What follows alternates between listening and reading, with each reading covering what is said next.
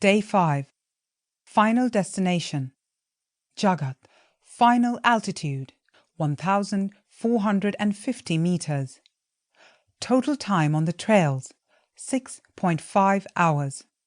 Typical start to the morning and on the trails by 7:30. Today was the first time where I wasn't counting down the hours I had left on the trails, and I really took in everything around me.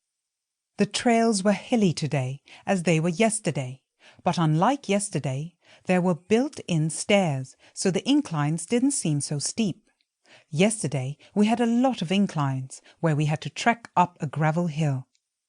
Even though we didn't meet any new trekkers yet, I was beginning to appreciate not having distractions.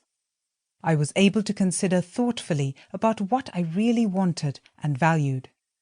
We arrived at our final destination for lunch instead of dinner, which was nice for me. I had time to take a nap after lunch, hang up my trekking clothes and have a moment to breathe. At dinner we met 2 other trekkers from the United States. We swapped travel stories and what we thought about the trek so far. Day 6. Final destination. Diang. Final altitude 1,850 meters. Total time on the trails 6.5 hours. Today felt longer than any other day on the trails. My trekking companion and I decided not to have lunch on the trails since our guide said we'd arrive in Diang in the early afternoon. We actually arrived there around 3, which made the last part of our time on the trails a little frustrating. On this part of the trails, the landscape started to change.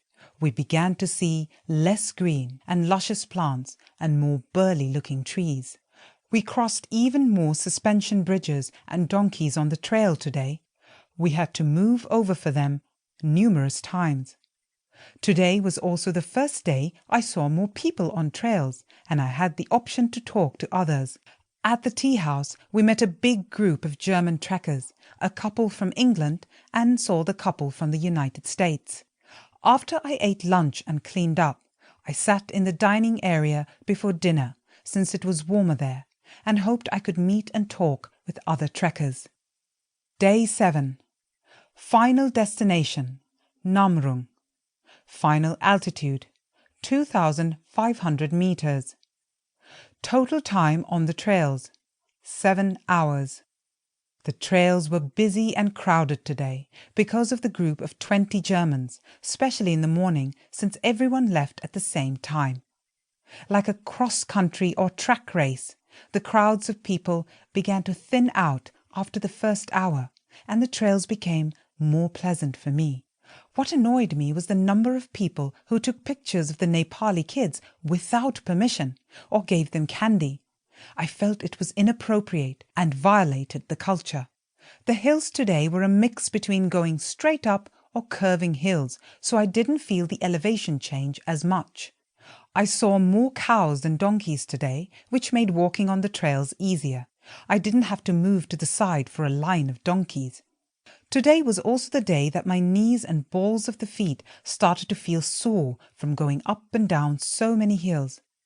When I told my guide, he let me use his tiger balm at the tea house that evening.